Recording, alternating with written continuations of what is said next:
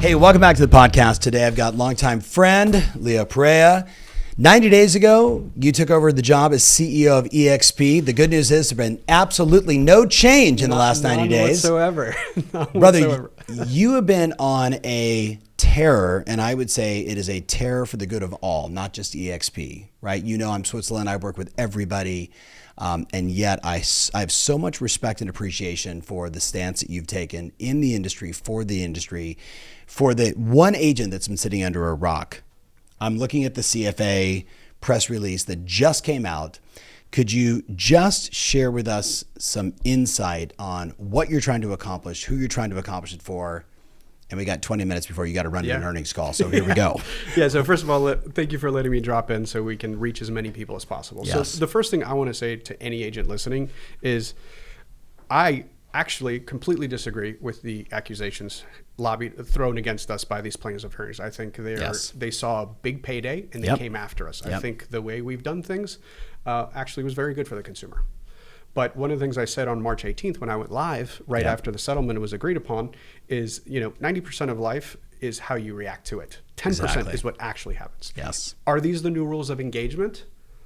We don't, I'm not actually commenting on agree or disagree is it better for the consumer. These are the new rules, and they are actually. That's an important distinction. We don't know if it's actually good, especially when you look at some of the documents that have been released by CAR or others. Well, and it's again, extremely just confusing. how we all feel as practitioners. But it doesn't make a difference. It doesn't the make a rules difference. are the rules are the rules. So how are we going to optimize it? That's really the point. And so, a lot of the concern and stress comes from a very real place of fear that we're not going to be able to feed our families. Yes. And it's real, and people should validate it and understand what that feeling is. Mm-hmm. What we're trying to do is, as we're getting close, we're 17, 18 days out? Correct. Half the states we operate in, because we sell homes in 50 states, haven't given us new paperwork. Exactly. And the other ones who have given us confusing, ambiguous paperwork where my agents and our brokers are like, first of all, it looks just like the other stuff that we were sued for. Yes. And there's no clarity. So if you go to the NAR FAQs, paragraph 19 is extremely explicit. Explain. Broker to broker compensation as we knew it is dead. Yes. The field in the MLS that we put in for unilateral offer of compensation is deleted. Gone. Yep. And you can no longer ever reference again broker to broker commission sharing. Mm-hmm. Now, scroll down to paragraph 32, which states that, off the MLS, it's okay, right? But this is this. What is okay? Broker to broker commission sharing. I just want to clarify for the podcast. And so this is where we spend a lot of time internally making it what is very tough decision because we're standing by it is to say, look, if paragraph 19 is going to be enforced, and when this happened, if you guys go back to what I said in March and what I said in May, I'm most curious about what the enforcement of the rules will be. Because listen, if a rule is made and the penalty is $100, slap in the wrist, that's very different. Mm-hmm. But the rules for violating that rule, early indications are going to be $2,500. I had an agent text me a screenshot of their MLS saying it's going to be $5,000 per infraction, no warning, tacked to your account. Mm-hmm. And there is this whole crop of plaintiffs' attorneys watching our every move who are saying, let's see who doesn't follow the rules. And I want to just say to how many of my listeners that I've said over and over again, you don't want to be the agent that gets hung out to dry. So the rules are the rules. How you feel about it really doesn't matter. It doesn't matter. But there is the confusion between 19 and 32. So what's the play there? And I don't mean play as in, I just mean what is the appropriate move there? So we made a business decision to say we're no longer going to do broker to broker commission sharing, period. Yes. Now, when you go on a listing appointment, you will negotiate your listing fee. Correct. If that seller wants you to market off MLS per the rules of your local association and MLS and how they will enforce it, the seller can direct compensation directly to the buyer broker. In the form of a concession, yep. In the form of a concession, in the form of direct compensation. Mm-hmm. So each state has their own forms. We rolled out a form immediately as well to allow for that. And again, this is the part that's really important to explain. You as an agent have the fiduciary responsibility to explain to a seller, hey, Mr. Seller, who got $500,000 for that comp and $505,000 for that comp and that other comp, those sellers paid concessions, because your job is to articulate the net execution of that purchase price and what funds they're going to walk away from. So no agent's going to have that data, we assume, but a lot of agents have taken the data from July and said, here's how many listings there are in the MLS, and here is the buy-side compensation.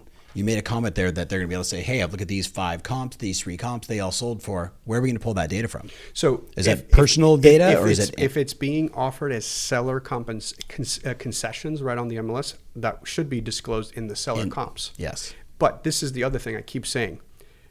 But isn't that just switching from buy-side commission to seller concessions? Good point, because this is the other side of the rule set that's very clear. As a buyer's agent, you're only allowed to now receive and earn what is in your buyer representation agreement that needs to be executed prior to touring properties and writing purchase and sale agreements. Again, I'm not commenting on my feelings about it, because I actually don't think we should shove an agreement prior to just start touring. Yes. Should be before the purchase contract's executed. But, which is how it's done in almost every state, but that's not what the rules are. The rules are you have to get it agreed upon.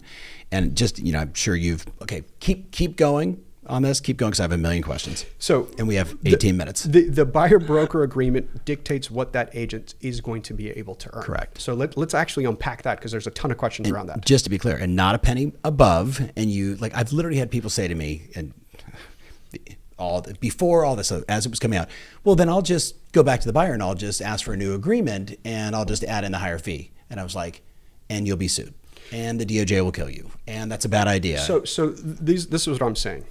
The buyer broker negotiates that up front. Yep. If there is additional consideration and you want to amend that, you and the buyer need to have a conversation and execute paperwork. That's actually what the plaintiffs... Is that going to be okay? According to the associations we're talking to, if it's amended and the consumer agreed to the amendment, it's okay. I mean, I fully expect for the consumer to maybe like, I'll split it with you, or some form of negotiation to take place. But again, let's separate what you guys, may have feelings, because I have very strong feelings, and you know how I feel about a lot of this. I think we do a noble thing and we protect consumers from making very expensive mistakes.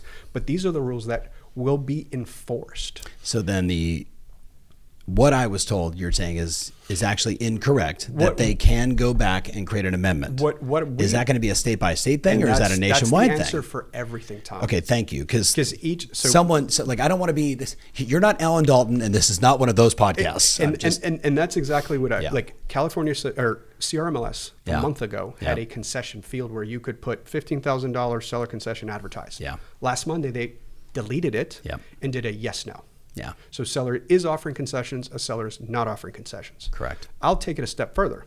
How many times we've had a listing and a buyer call and say, hey, will you take less than list? Will you take a 90-day close? Will you take a rent back?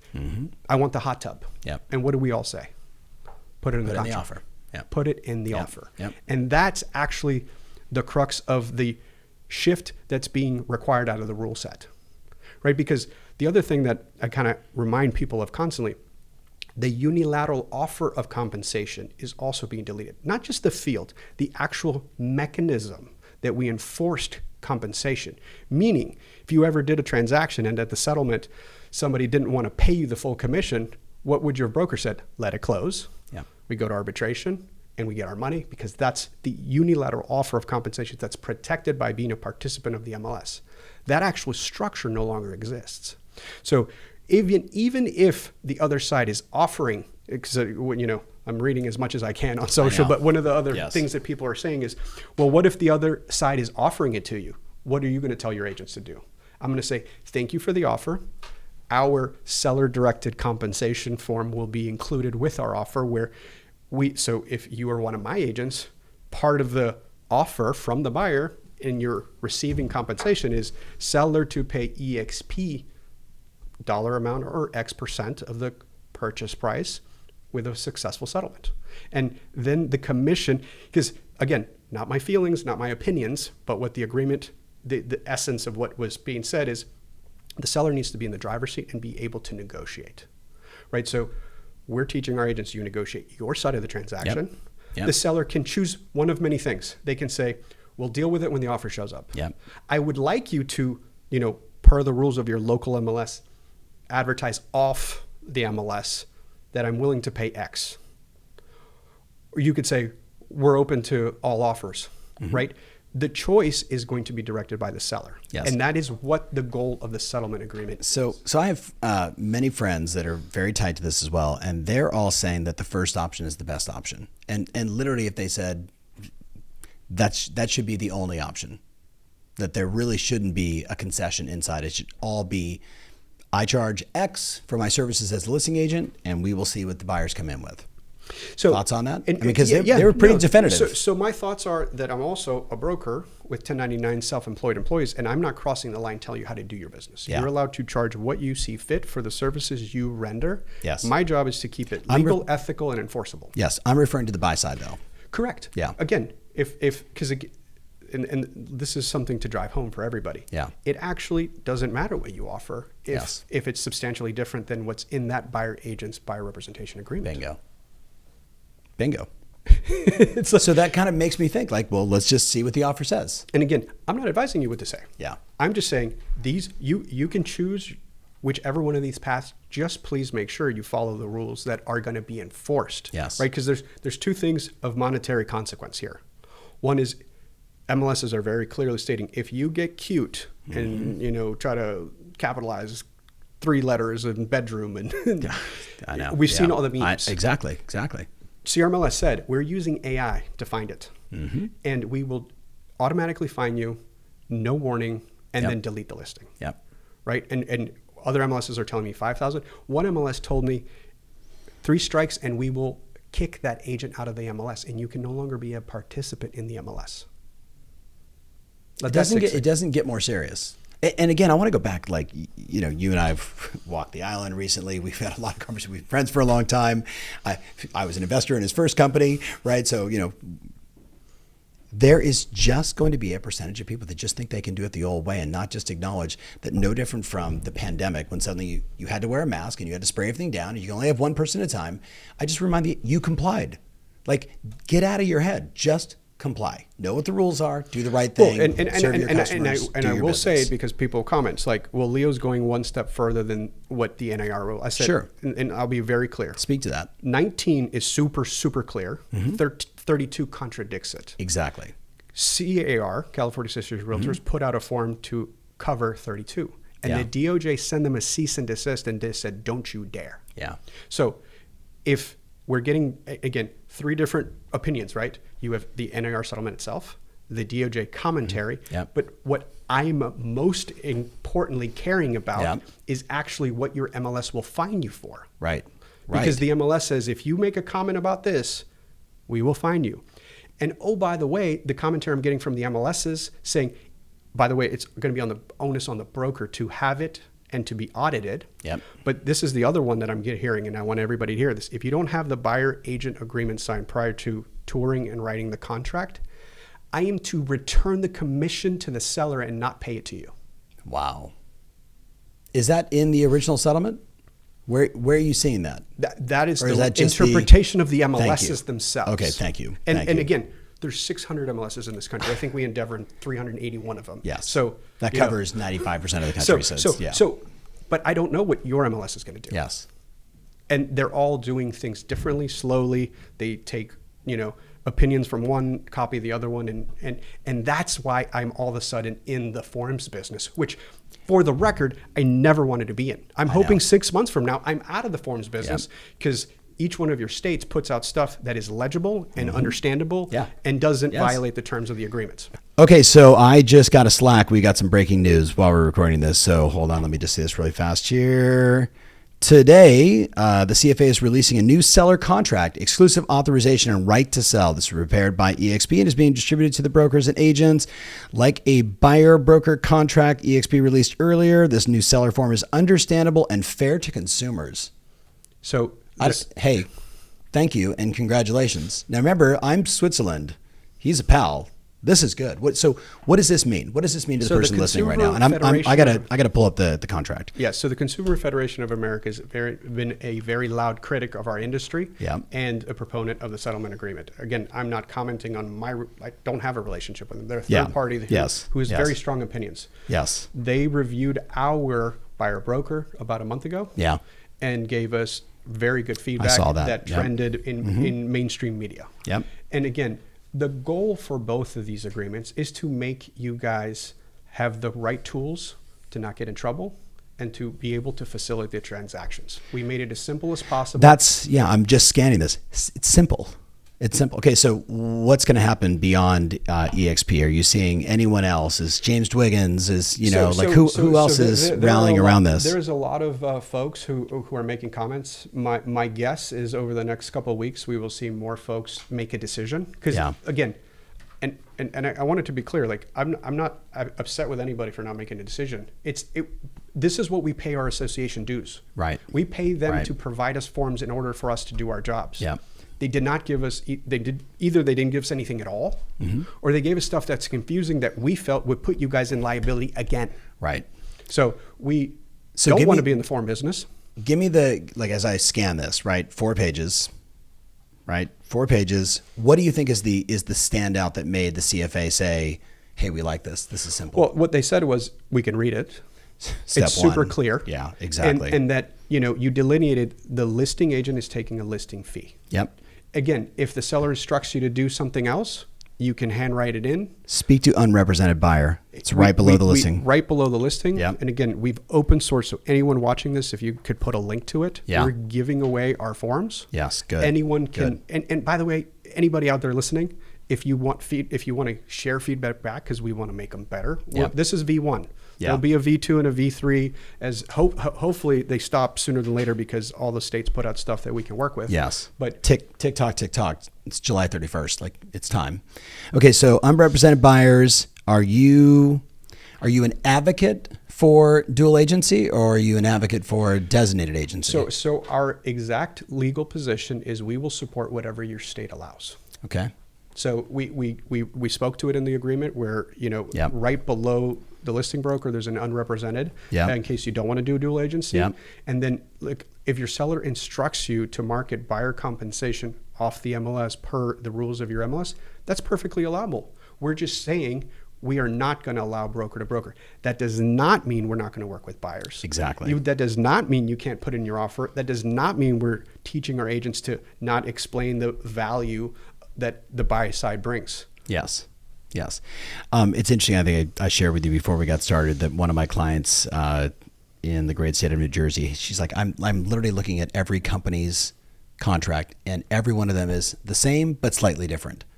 And so eventually we have to get to some simplicity. So between now and August 17th, what do you think is the likelihood of us getting to a agreed upon beyond you and your firm taking that stance? I mean, all the independents, the mom and pop shops that are sitting with, husband and wife and a broker's license. How do we get to some level of certainty by August 17th? Yeah, that's to be determined, right? If I felt that was going to happen, I wouldn't have written a single form. Yeah. We're not in a position to say, let's cross our fingers and hope. Yeah. So we wrote one, and obviously we've created a lot of noise. It's going to be interesting to see how fast this hits the newswire. Congratulations on this. I say congratulations, but I really say thank you, right? For just as a coach talking to people, all over the U.S. that are like, hey, I don't know what to do, or my MLS or my associate, no one has given us anything. Our broker has given us something, but we're not sure. Or in the case of one company, hey, we just did a 3-hour training, and the next day the brokerage called and said, sorry, the forms are changed. I mean, God bless them. Everyone's doing the best they can with what they got. So being mindful of time because you have an earnings call, what is the most important action you want someone to take after listening to this? Please understand this is happening whether you want to or not. Bingo. And there's severe penalties. Yes. There are severe penalties. Penalties just from fines from the MLSs that could be cost prohibitive and put you out of business. At the best case scenario. The worst case scenario is there is a new plaintiff's attorney who is watching, and you are a local brand in your market who saw Catchmark and others make $700-800 million, who is lining up and waiting for you guys to blatantly violate the terms of the agreement. Yeah. I go back to the same thing again during the pandemic. Everybody just made the change. You made the change because you had to, right? It wasn't an option. There was new contracts, there was new conversations, there was new language, and there was a new approach. This is the same thing. You and I have been big advocates for this. I mean, starting for me back in 2019, like we knew this was coming. So for my friend that's listening, first of all, thank you for all of this. Congrats on the CFA approval. That's even better. And for my friend watching, look, at the end of the day, he said it earlier, it's not about what happened, it's your reaction to it. So let's just think about what's the right thing for the customer. What's the right thing for the customer, and what's the new rule? And as long as we do that, we're going to win. You're going to continue to win. Thanks, man, for being on the show. Good luck on your earnings call. Thank you. Thank you. See you guys soon.